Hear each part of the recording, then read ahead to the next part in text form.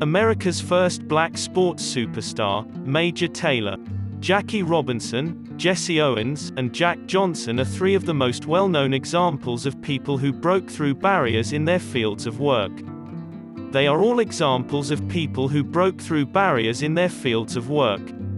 A decade before Johnson, Marshall, Major, Taylor enthralled a still-segregated America with his spectacular achievements. Taylor acquired his first bike from a wealthy household.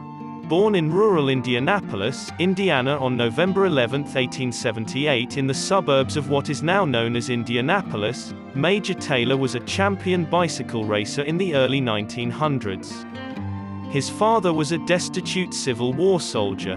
His mother is unknown. Taylor's father became a coachman for the Southards, a rich white family.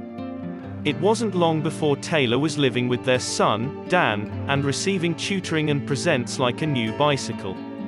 When Taylor was about 13, the Southards relocated to Chicago, relegating him to poverty.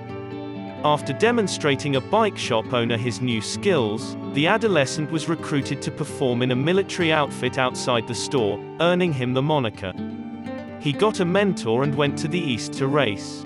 Louis DeFranklin, Birdie, Munger, a former bicycle racer turned manufacturer, took a like to Taylor right away, giving him a place to stay and teaching him the ropes of good diet and training.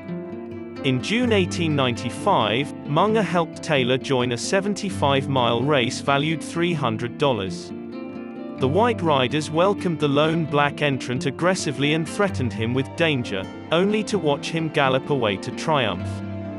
Taylor won a couple more races, but his chances to compete were limited. Munger persuaded Taylor to follow him to Worcester, Massachusetts, later that year, citing greater economic possibilities and nicer surroundings. Taylor was welcomed into the East Coast racing world in 1896, when he joined a black bicycling club and won many integrated contests. On his return to Indianapolis, he set two unofficial marks at the newly built Capital City track, which earned him a lifetime ban from competing at the facility. Taylor became the second black world champion. It was Taylor's first professional race at New York City's Madison Square Garden when he beat Eddie Cannon Bald in a 1-mile race. He did this just after he turned 18. Despite exhaustion-induced hallucinations, the Phenom competed in the main event, logging as many kilometers as possible over 6 days. Taylor became a national celebrity for his apparent skill and his status as a black guy testing the boundaries of acceptable behavior in an athletic setting. A white rival strangled him unconscious after pulling him from his bike, and newspapers gleefully published his actions, frequently with disparaging remarks of his ethnicity. Taylor maintained winning and attracting enormous audiences even as other riders sought to exclude him from the sport. Because he couldn't compete in the South, the Black Cyclone lost out on the national sprinting title in 1897 and 1898. Nonetheless, he ended the year spectacularly, breaking multiple world records in high-profile private performances widely covered by the press. Taylor won the 1-mile event in the 1899 World Championships in Montreal, Canada, becoming the second black world champion athlete after boxer George Dixon in 1890. Taylor subsequently said that upon hearing that Star-Spangled Banner performed in celebration of his victory, he felt even more American than he had ever felt in America. He loved the admiring audiences and big bucks abroad. Taylor sailed across the Atlantic in March 1901, after repeatedly refusing lucrative offers to race in Europe. Taylor lived up to his billing on the tour, defeating the champions of Germany, Denmark, Italy, and France in a series of races. His skin color made him stand out, but Taylor still got the royal treatment everywhere. The French press gave him high marks for being warm and gracious.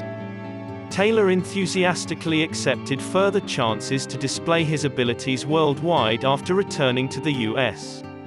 He spent the following several years traveling between Europe and Australia, coming home to relax and marry Daisy Morris. Rita Sidney, their only child, was named after her birthplace in Australia. Taylor took a couple of years off to recover before returning to Europe in 1907. Despite a poor start, Le Negre Volant upset two previous French champions that summer, thrilling a loving press. Taylor reappeared for the following 2 years, but time began to take its toll, and he retired after the 1910 race. After a long career, the former champ died broke. Taylor's finances quickly deteriorated when he retired wealthy. It didn't work out for him to invest a lot of money in a new and better car tire, and he had a hard time getting a steady job. Taylor self-published The Fastest Bicycle Rider in the World in 1929, but he had already divorced his wife and daughter and had to sell his house. Worse, the golden age of American bike racing was past, so his book was unlikely to sell well. Taylor spent his dying days at a Chicago YMCA, where he was born impoverished. A few months after he died in June 1932, in the Cook County Hospital's charity ward. He was buried there in an unmarked grave with no name. Thankfully, his legacy didn't simply sit idle here. In 1948, bike maker Frank Schwinn paid to have Taylor's bones excavated and relocated to a more prominent portion of the cemetery in response to a request to give the pioneering athlete a more suitable burial. Taylor's accomplishments have recently come to light with the naming of cycling clubs and the commissioning of a monument in his chosen city of Worcester.